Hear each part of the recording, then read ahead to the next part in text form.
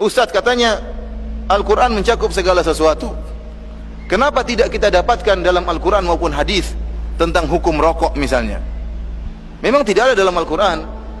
Ya ayyuhal mu'minun, wahai orang yang beriman, ketahuilah rokok itu haram. Itu nggak ada dalam Al-Quran. Antum bolak-balik Al-Quran 10 kali nggak akan antum dapatkan. Demikian juga antum tidak akan dapatkan dalam hadis-hadis Nabi. Rasulullah SAW mengatakan ketahuilah rokok itu haram. Karena di zaman Nabi belum ada rokok. Di zaman Nabi belum ada rokok. Kalau ada yang mengatakan kalau begitu agama tidak sempurna, kita bilang bukan begitu. Justru tingkat kesempurnaan bukan menyebutkan segala sesuatu secara detail, tetapi ada yang perlu detail dan ada yang cukup disebutkan tentang ya kaidah-kaidah umum. Sehingga dengan kaidah-kaidah umum tersebut segala sesuatu bisa dikiaskan, dikembalikan kepada kaidah-kaidah umum. Dan ini semua terdapat dalam Al-Quran dan hadis. Tidak ada satu permasalahan pun yang muncul sejak 1400 tahun yang lalu kecuali ada pembahasannya dalam Al-Quran maupun hadis, baik secara nas maupun secara kias maupun secara analogi. Kalau kita katakan contohnya misalnya masalah rokok, meskipun tidak ada dalam hadis mengatakan ketahuilah rokok itu haram, karena di zaman Nabi tidak ada rokok, tapi jelas Rasulullah SAW bersabda la dharar wa la dhirar.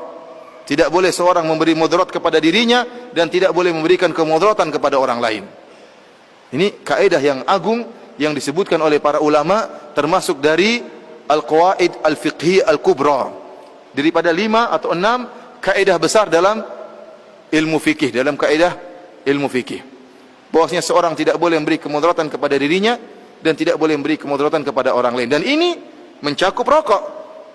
Orang yang merokok ya memberi kemudaratan kepada dirinya dengan memberi kerusakan kepada tubuhnya, kepada jantungnya, dan juga mengganggu orang lain dengan asapnya yang bau tersebut, mengganggu istrinya, mengganggu anak-anaknya, dan mengganggu temannya, dan juga mengganggu jamaah masjid.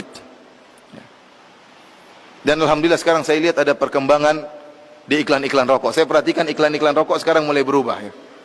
Kalau dahulu ditulis peringatan, rokok bisa menyebabkan apa? Siapa yang hafal nih? Rokok bisa menyebabkan apa? Kanker, terus apa? Impotensi. Ini yang rokok, bergagah-gagah dengan rokok bisa menyebabkan apa? Impotensi. Terus bisa menyebabkan apa? Janin, terganggunya janin dan macam-macam. Sekarang enggak. Sekarang keren. Merokok membunuhmu. Keren, langsung. Ini nas langsung ini, tidak perlu basa-basi. Merokok membunuhmu. Gambarnya orang sama tengkorak. Sekarang di mana-mana seperti itu. Ada kemajuan. Dan ini sudah saya jelaskan. Artinya apa? Maksud saya penyebutan masalah ini, segala permasalahan ada jawabannya dalam Al-Quran dan Sunnah. Tidak mesti langsung nasnya, tetapi dengan istimbatul ahkam, dengan analogi dan kias, maka seluruh permasalahan sudah dibahas. Dan ini menunjukkan kesempurnaan Islam.